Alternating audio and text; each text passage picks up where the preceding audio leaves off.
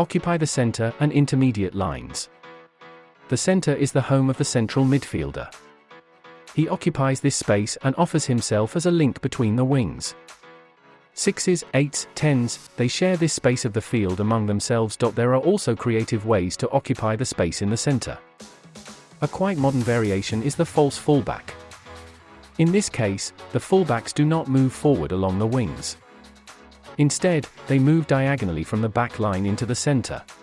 In the game against the ball, they secure the wings, while in the possession game, they become central midfielders. The advantage: the team can establish a high presence in the central midfield. The midfielders, in turn, can move forward and thus create dynamics.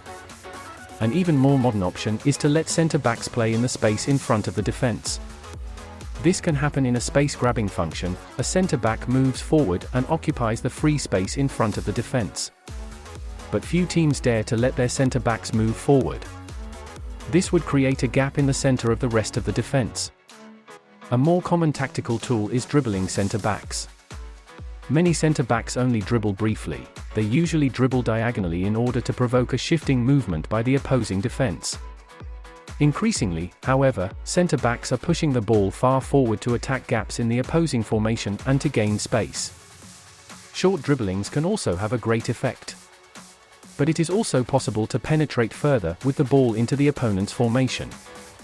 This lures the opponent out of his own defensive formation. Afterwards, the gaps in the opponent's defense must be filled. Occupying the intermediate line is important. Here the opponent has a blind spot.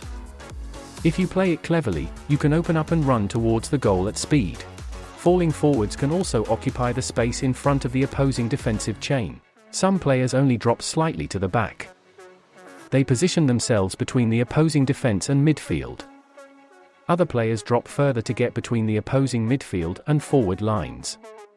This tactic is more often called the false nine.